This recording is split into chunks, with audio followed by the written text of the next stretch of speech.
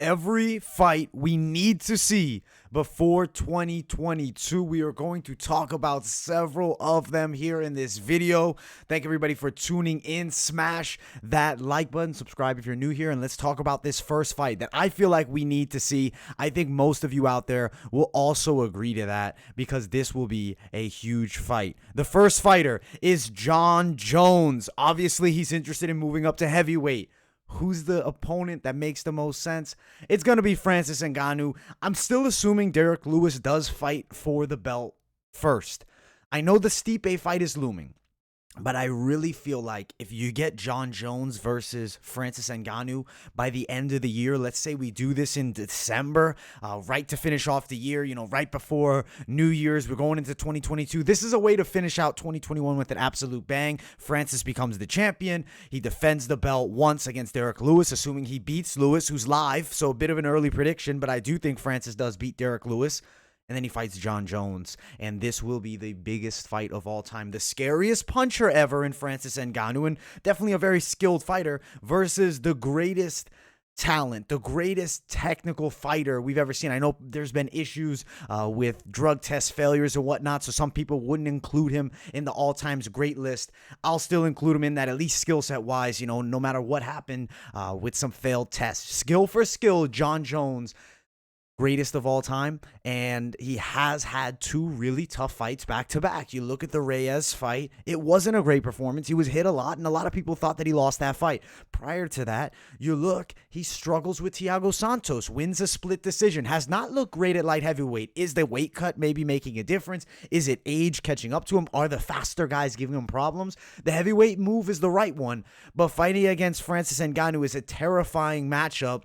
I think this would be an amazing main event. If I got to give you guys an early prediction, I do feel Francis Ngannou will somehow find a way to touch the chin and hurt Jon Jones. And let's be honest, what we've seen of Jones in the past couple, as we just talked about, has not been amazing. And it's definitely shown vulnerabilities that I feel like a scary fighter like Francis Ngannou could capitalize on. But who knows if that fight gets booked. I hope it does. I think we need to see it before 2022. I think it's the biggest fight of this year. I think it's the biggest fight maybe ever. So let's book it. UFC, let's do it. Let's do Jon Jones, Francis Ngannou. Now, the next fight that I feel like we really do need to see, that man, Islam Makhachev versus a top 10 opponent. I know he's fighting Thiago Moises, and now Moises is ranked 15, but Islam is a serious fighter. He's very skilled on the ground, Khabib-esque style. You look at the way he dominates guys. This guy might be better than what we've seen from Khabib.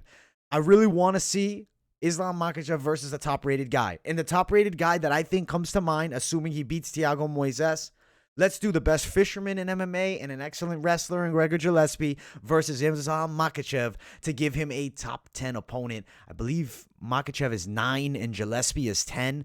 I feel like this would make sense. I think Gillespie would take it. I feel like a lot of the guys way in front of Makhachev won't want to fight him because they know it's a terrifying matchup. This guy's a killer. This guy's Khabib. He's not really Khabib, but he's Khabib-esque. He fights similar to Khabib. He's like a Khabib 2.0 at this point, and he's a training partner. The grappling game is terrifying. The physical strength, people have said he gives Khabib problems on the mats. I think he'll beat Gregor Gillespie. I'm picking Islam Makhachev to win this fight. We need to see it in 2021. It doesn't have to be Gillespie, but I want to see Makhachev versus a top 10 opponent before 2022. I want to see his performance, how he does out there, because I think he's really going to impress a lot of people and become a serious contender at this point. Let's get to the next one, though.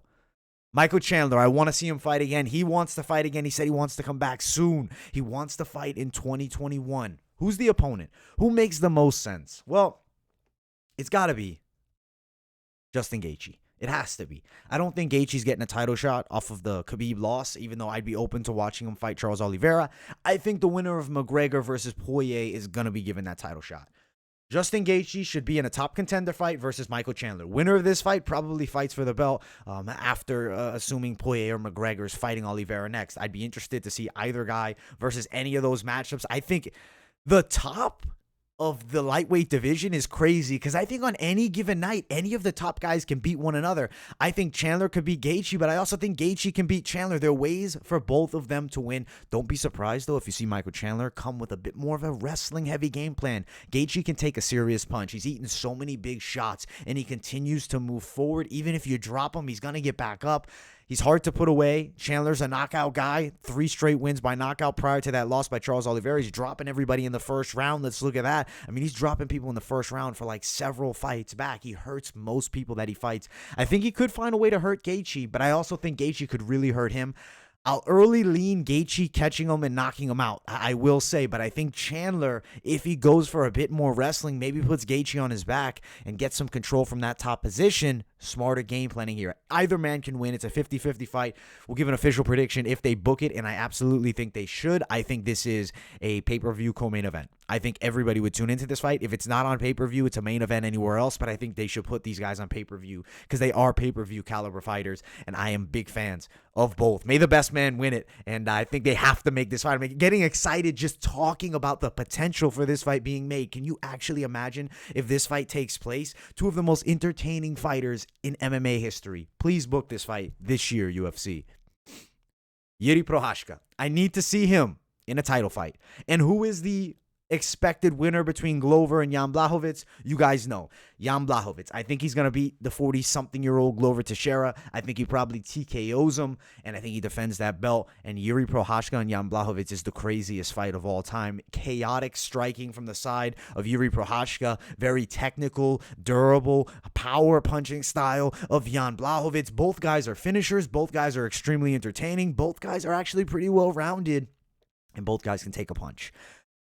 I think this would be an insane light heavyweight fight that would really push us away from, Jon Jones being the only thought at heavyweight. Jan is the real champion at this point, especially now if he goes out there and beats Glover. And I think this fight between Jiří Procházka and Jan Blachowicz would really push past Jon Jones. Assuming this, though, I feel that we may see Jiří Procházka find a way to win that fight. Like, I'll early lean him, but I think it's a complete toss-up in a competitive matchup, and we'll break it down if they actually book it. But right now, I feel like Procházka will just find a way to win. This guy's just a freak.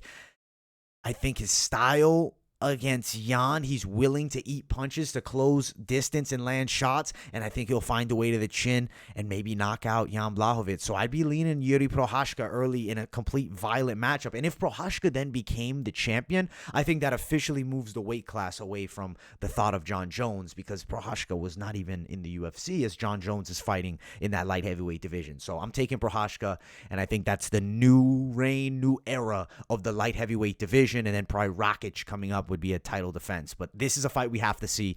It is for the greater good of the light heavyweight division. So please book this fight right here, Jiří Procházka versus Jan Blachowicz. The next one, we got to see our boy Nick Diaz back. We have to see him back. Let's do it. End of the year. Can you imagine? It's Jon Jones, Francis Ngannou with Nick Diaz in the co-main event. He's fighting again. This is a pay-per-view that does like 1 million buys. They have to bring this fight. The UFC has the money to pay these guys. Pay Jon Jones the money because they have it, because they're making a ton of money with all the fights they're putting on, especially now with the live gate coming back for the pay-per-views. Give Jon Jones his due respect with the pay to fight the scariest man on the planet. Put Nick Diaz in the co-main event. We have a crazy card. That's a fantasy card. I'll see when the date is, and maybe we'll do a video talking about how we could fill up that card and just make a straight super card. And I think Nick Diaz, at least in the featured bout, should be coming back. And I think you got to consider Jorge Masvidal. Don't know if Masvidal will take the fight this year, though, which is the only thing fearful. But I think if Nick Diaz is offered to him and the money he's going to get for it, by December, by October, he'll be thinking about fighting again. So by December, I think he would fight again.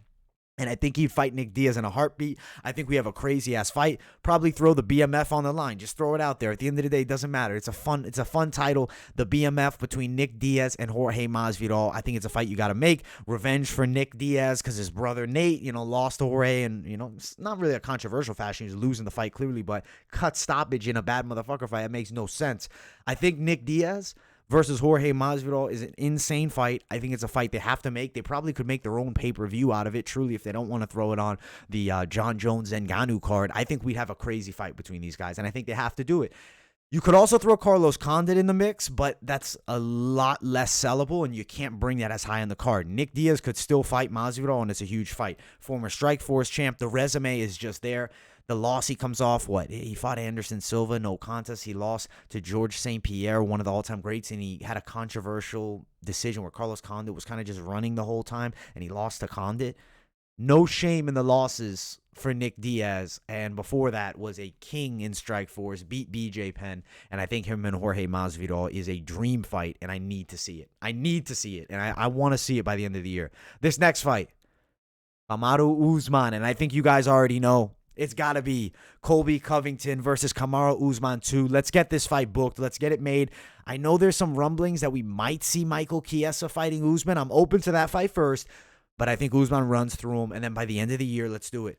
Let's do this fight right here. Kamaru Usman versus Colby Chaos Covington 2. The beef is there that's going to sell a lot of pay-per-views, especially if you team it up. You got to just give some more appeal. You maybe put these two fights together. You do Usman Covington with the co-main event, Geichi versus Chandler. Sure, maybe you throw the Nick Diaz, Jorge Masvidal name somehow. I don't know. Probably not, actually. Skip that one. You don't want to put top welterweights with, the name value welterweights and Nick Diaz Masvidal. You can put it under the Jon Jones and Ngannou card. It's going to be a huge fight. It would attract a lot of eyes, and a lot more eyes will see it if they put it on a huge card, and they deserve to see Kamaru Usman because he is an amazing fighter. He's looked fantastic. Colby Covington looks really good too, and he's the toughest fight for Usman, the only guy that could probably give him a threat really here. So where am I going to early lean? We didn't early lean for the Nick Diaz-Jorge Masvidal fight.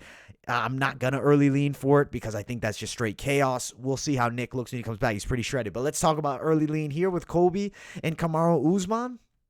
I got to lean Usman again. I have an inkling Usman beats him, but Colby Covington's going to be in the fight. And if anybody can beat Kamaru Usman, it's a guy like Covington who's skilled everywhere and an absolute technician with the gas tank too that just doesn't run out of gas. So this is a fight we got to make. This last fight is going to be a fight that probably you guys aren't expecting here. We're talking about MMA mostly, but we got a special fight here that I think fighting fans of fighting, Anthony Joshua, Tyson Fury. Guys, I love boxing too. I cover a little bit of boxing, but at the end of the day, MMA is the main focus. But heavyweight boxing will always have a very special place in my heart. And Anthony Joshua versus Tyson Fury is a fight across all combat sports that will have an enormous amount of eyes on it, and it has to be made. Now, Fury has to get past Deontay Wilder. Anthony Joshua will be fighting somebody else. We don't know. They got to book this fight by the end of 2021. This is a fight that has to happen. I don't want to see one of them lose and then it just kills this fight off. This is the biggest fight in British boxing history. Two British heavyweight champions. They need to find a way to make them fight one another. They have to match them up. So a little bit of a turnaround at the end here for switching from MMA to boxing, but out of fighting across all combat sports. These are the fights that I have to see, and that Joshua Fury one, very special for boxing fans and for British sports in general. I hope you guys enjoyed this video talking about every fight we need to see before 2022. Make sure you guys smash that like button. Subscribe to the channel if you guys are new here. Thank you all so much for watching. Follow my social media, Instagram, Twitter, and TikTok. And I will see you all in the next video.